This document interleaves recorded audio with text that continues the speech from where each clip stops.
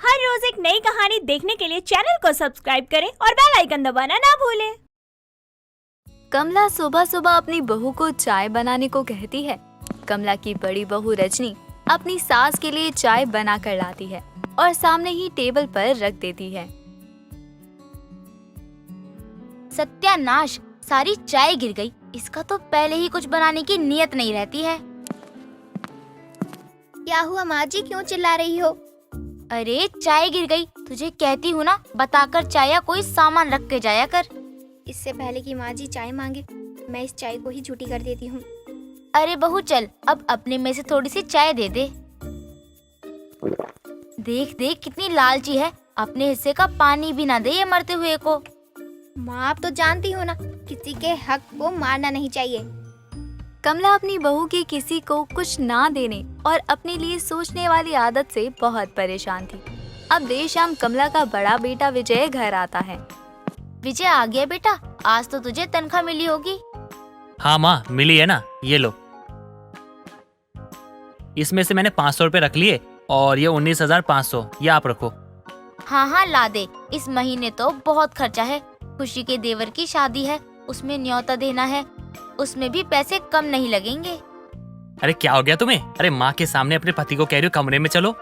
मैं तुम्हें कहीं ले जाने नहीं आई हूँ, बल्कि अपने पैसे मांगने आई हूँ, जो आपने वादा किया था कि आप मुझे वापस देंगे।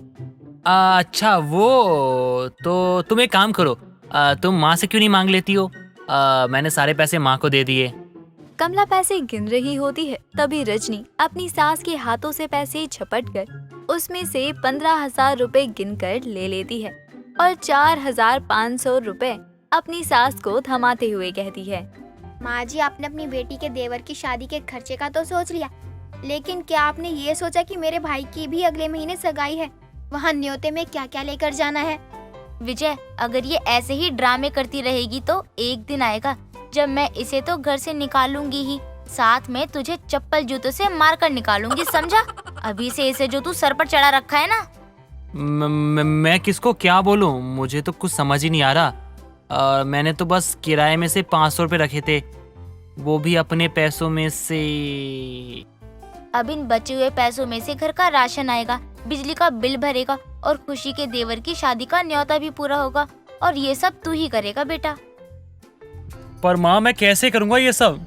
इस छोटे दिल वाले बीबी के चक्कर में ना एक दिन सच में लगता है माँ के हाथ से चप्पल जूते खाने ही पड़ेंगे। ये सब सुनकर विजय अपना सर पीट लेता है, लेकिन रजनी को इन सब चीजों से कोई फर्क नहीं पड़ता। उसे तो बस अपने से मतलब था। इधर कई दिनों बाद कमला की छोटी बहू सुधा का अपने मायके से आना होता है। माँ जी खाना बना दिया है, आपके लिए खाना निकाल के लाऊं क्या? नहीं बहू, अभी रुक कर खाऊंगी, मेरा पेट भरा सा लग रहा है। जब रजनी के कानों में ये बात जाती है कि खाना बन गया है, तो वो अपने लिए थाली में भरकर सब्जी, रोटी, सलाद, रायता सब निकालती है और अपने कमरे में रख लेती है। इधर जब एक दो लोग खाना खाते हैं तो खाना खत्म हो जाता है। माँ जी आपने खाना खा लिया ना? दीदी जी ने भी खा लिया है, बचे जेठ जी और मैं, लेकिन खाना मैंने हिसाब लगाकर बनाया था। तो कम कैसे हो गया? नहीं बहू ध्यान कर, कहीं तूने ही तो कम खाना नहीं बनाया।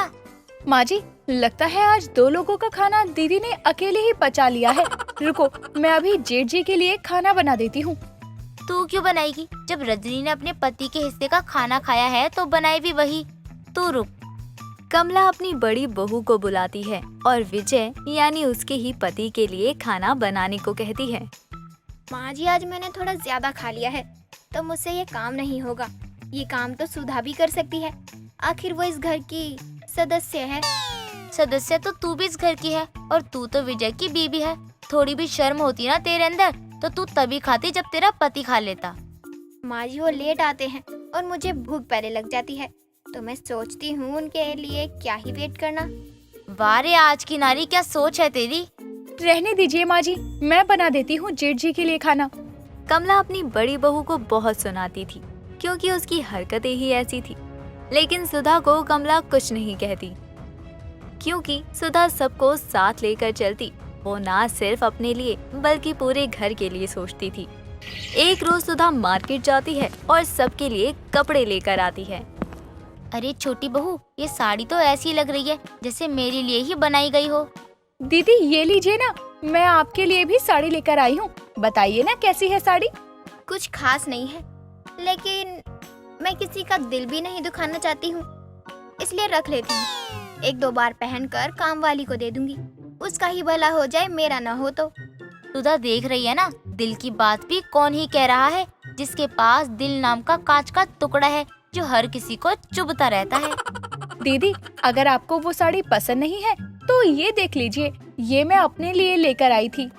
अरे वाह, खुद के लिए तो तू सुधा अच्छे कपड़े लाती है, लेकिन मेरे लिए तुझे कोई ढंग का कपड़ा नहीं मिला क्या? चल ठीक है, तू कह रही है तो मैं ये भी रख लेती हूँ। ये भी रख लेती हूँ, इससे क्या मतलब है तेरा? एक साड़ी उसे भी दे, वो सबके लिए कुछ न कुछ लेकर आई है। अरे माँ जी, वैसे भी पहली वाली साड़ी मुझे पसंद नहीं आ रही थी, तो सुधा को क्या खाक पसंद आएगी? ये मैं किसी और को दे दूंगी, और क्या। कमला ये सब देखकर अपना सर पीटने लगती है, लेकिन वो कर भी क्या सकती थी। रजनी का व्यवहार तो बदल नहीं सकती थी। एक रोज सुधा और रजनी बाजार से सब्जी लेकर आ रहे होते हैं और दोनों रिक्शा में थे। रजनी दीदी देखो ना, यहाँ बहुत भीड़ लगी है, जरूर यहाँ कुछ हुआ है। अरे रिक्शे वाले भैया रुकिए जरा, मैं देख कर आती हूँ, यहाँ आखिर इतनी भीड़ क्यों है। देख ले सुधा, अगर तू रिक्शे से उतरी तो मैं तुझे छोड़कर चली जाऊंगी, और फिर तू बाद में मुझे ये मत कहियो कि मैंने तुझे छोड़ा यहाँ मार्केट में अकेले। अरे रुको ना दीदी, कोई मुसीबत में है, हमें उसकी मदद करनी चाहिए। हाँ हाँ क्यों नहीं, तू तो एक मसीहा है लोगों की। वहाँ पहले से लोगों की इतनी भीड़ है, वो भी तो मदद कर सकते हैं ना। अब सुधा जैसे ही उस भीड़ में पहुंचती है तो वो देखती है एक आदमी घायल है, और वो और कोई नहीं बल्कि रजनी के पिता रामलाल थे, जिसे सुधा पास के ही हॉस्पिटल लेकर जाती है और उसकी मरहम पट्टी करवाती है और उन्हें घर भी लेकर आती है। बहू तो ठीक तो है ना? और समधी जी को क्या हुआ है? ये कैसी हालत बना रखी है? माँ जी इनका एक्सीडेंट हो गया था, और जब ये यहाँ आ रहे थे तभी, और मैंने भीड़ देखी तो मैं वहाँ पहुँची और देखा तो ये घायल पड़े थे। पिताजी क्या हुआ आपको? ये सर पर चोट, हाथ में भी, ये सब क्या हुआ पिताजी? अचानक मेरे सामने एक कार आ गई थी और मैं बाइक पर सवार था। मेरा बैलेंस वहीं बिगड़ गया। वो तो भला हो सुधा का, जिसने मुझे वहाँ देख लिया और मेरी उसी वक्त मरहम पट्टी करवाई। इसका मतलब उस भीड़ में आप थे। मुझे माफ कर दीजिए पिताजी, मुझे लगा कोई होगा अनजान, मैं नहीं गई देखने, और सुधा भीड़ देखकर ही वहीं पहुंची थी। देख लिया ना बड़ी बहू अपने छोटे दिल का नतीजा, कितना खोट है उसके अंदर। और छोटी बहू ने अपना बड़कपन दिखाया और वो वहाँ पहुँची भी। अब रजनी को समझ आ चुका था कि अब तक जो वो करती आई है वो सिर्फ अपने लिए ही किया है उसने, लेकिन सुधा ने अब तक जो भी किया वो दूसरों के लिए किया। उस दिन के बाद से रजनी में बदलाव आ जाते हैं। दोस्तों, अगर आपको ये कहानी पसंद आई तो इसे लाइक करें, शेयर करें और कमेंट करके बताएं कि कहानी में आपको सबसे अच्छा क्या लगा।